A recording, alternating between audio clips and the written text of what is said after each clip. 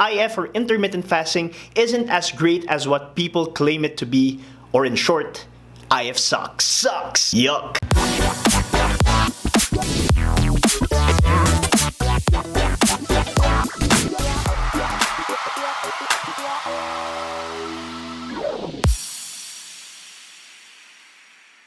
What is up guys, Ernest Santo Tomas and welcome back to my channel, which is about fitness and entertainment. And for today's video, we are going to talk about a very popular diet that a lot of people follow, which is intermittent fasting or IF. I will also tell you why I personally think IF sucks. Sucks! Yuck! I know that this is going to be controversial and a lot of you guys are probably gonna debate me and tell me that I am wrong. No, Ernest, IF is the best. A lot of people are gonna say that they have experienced how effective it is firsthand. And siguro meron ding mga masasaktan dahil proud na proud sila at pinagsisigawan nila sa buong mundo na IF sila. IF bro. Now let me get this straight. I am not saying that IF is not effective and that it doesn't work. What I am saying is that IF or intermittent fasting isn't as great as what people claim it to be, or in short, IF sucks. Sucks! Yuck! Now before you IF warriors comment down and tell me, no Ernest, you're wrong, you're stupid, IF pa rin mga ulul. Just try to hear me out and let me explain to you why I think this way. But of course, before anything else, I'd like to give out a disclaimer that I am not a doctor, I am not a nutritionist, I am not a dietitian. I have tried intermittent fasting before, I've tried many diets before,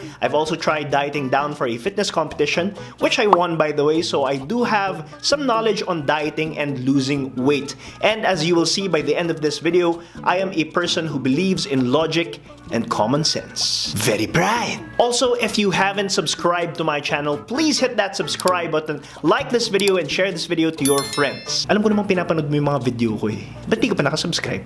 I-click mo na. Click it.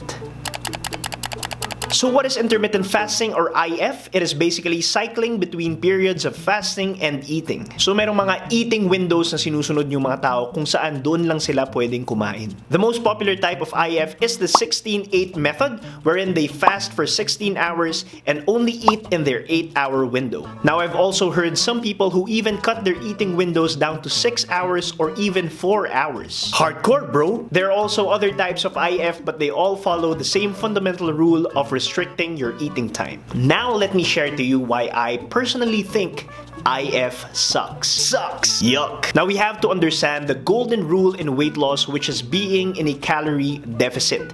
Calories in, calories out. As simple as that, no one can break the rules of thermodynamics. All the other diets in the world, lahat yan, they all work because they put you in a caloric deficit. Caloric deficit? Wala akong pakialam kung anong diet ang sinusunod mo, kung anong pagkain ang kinakain mo. The only way you can lose weight is being in a caloric deficit. Only! Now question.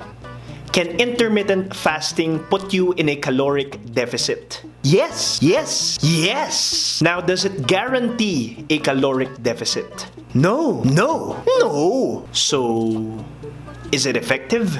Only if it puts you in a caloric deficit. Only if it puts you in a caloric deficit. Caloric deficit. At the end of the day, your weight will depend on the amount of calories you consume and burn off. See, the problem with a lot of people who follow IF is that they believe that they can just eat whatever they want during their eating window and magically, hindi sila tataba. Magic! Ay, pasok pa sa window ko.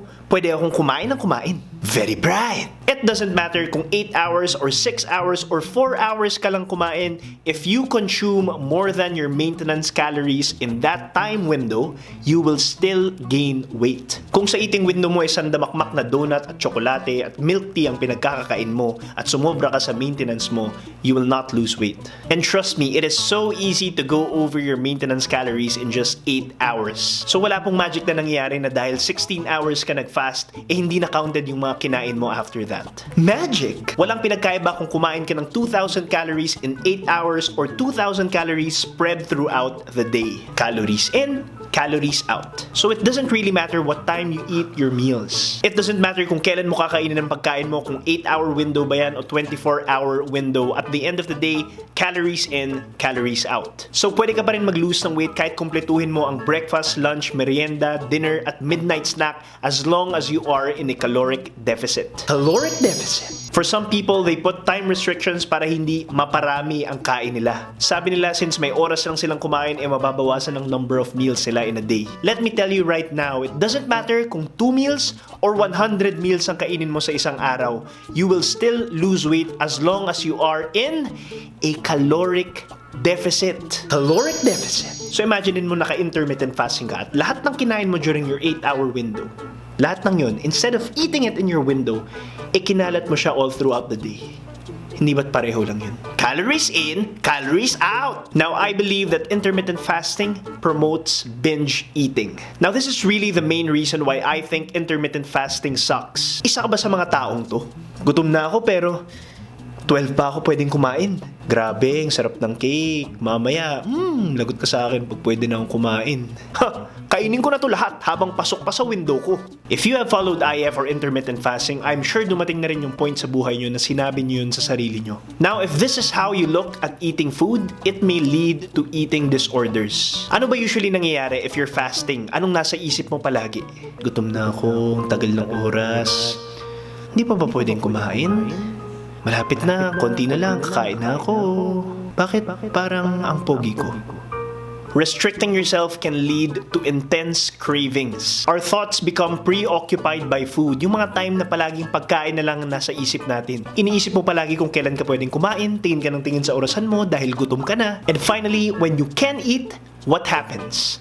You binge. You give in to your cravings na kanina mo pa iniisip at kakain ka ng sobra-sobra. Babanat ka sa pagkain because you deprived yourself. Now, does that sound like a healthy way of looking at food? No! No! No! When you fast for long periods of time, you are putting yourself in a position where you get hungry. And alam naman natin na pag tayo ay gutom, inawawalan tayo ng control. And this may eventually lead into eating disorders wherein it can affect your health and your mental and social behavior. Pag hindi ka na nag-enjoy at hindi ka na sumasama sa pamilya at mga kaibigan mo kumain sa labas dahil hindi pasok sa window mo, kung palagi kang hungry at naiirita sa lahat ng tao sa paligid mo dahil palagi kang gutom, then you might want to rethink your diet. Instead of restricting your eating time, why not spread out your food throughout the entire day? Eat some food whenever you feel hungry and try to keep yourself full to avoid intense cravings. If you're like most people na gutumin o yung palaging nagugutom, try to eat low-calorie dense food throughout the day to keep the hunger at bay.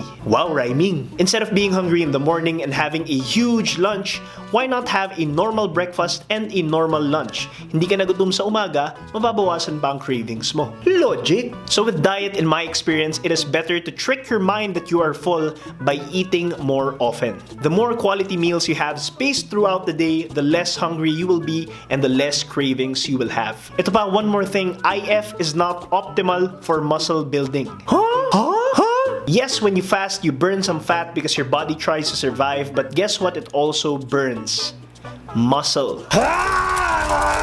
If you've watched my video on tips on how to build muscle, edi dapat alam mo na ang muscle carpenter analogy ko. Kung walang pagkain, you are not giving your body the materials that it needs to build muscle. Pag nag-fast ka, nag-i-increase yung growth hormone mo. So what's the point of increasing your growth hormone if your body doesn't have what it needs to build muscle in the first place? Parang yung muscle carpenters lang yan. Nag-increase ka ng growth hormones, meaning nagdagdag ka ng mga muscle carpenters na gagawa ng muscle sa katawan mo, pero hindi mo naman sila binigyan ng materyales. So anong gagawin nilang muscle? Wala lang. Marami lang sila dun. Nakatambay. Very bright! So if you're fasting, sayang yung chances mo for muscle protein synthesis. You are not maximizing your opportunity for muscle growth. Also, anong usually nangyayari pa nagfa-fast ka? Wala kang energy, tinatamad ka kasi hindi ka nakakain, mainit ulo mo. Now, if you work out fasted at hindi ka sanay, you won't be making the most out of your workout because you feel weak and you feel like bakit naka-bleep yun? Magic! And IF is really hard especially for people who have erratic sleep schedules. Siyempre minsan hindi natin may iwasan na gumising ng maaga o late matulog dahil sa trabaho at ang hirap nun kung marami ka pang kailangang gawin at bawal ka ng kumain. And after that, you have a hard time sleeping because you're hungry. Ang hirap kaya matulog ng gutom. So gutom ka na, puyat ka pa. Haggard. Now we have to remember that our body senses hunger cues or signals for a reason, and we have to feed it when we are hungry.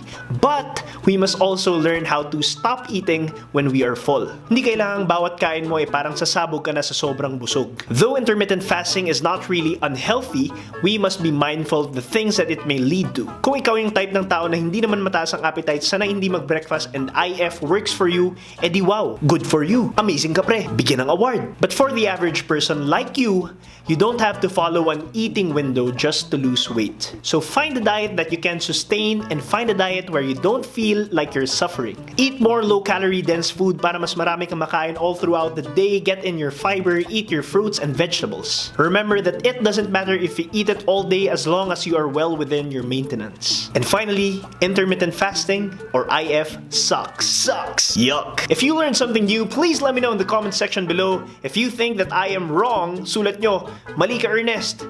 Pero magsasubscribe pa rin ako. I do have more fun and informative videos that you guys can watch, so make sure you watch them all and subscribe to my channel. Once again, my name is Ernest Santo Tomas, reminding you to stay fit, to stay active. Happy anniversary to my Batchy. Until next time, I'll see you soon.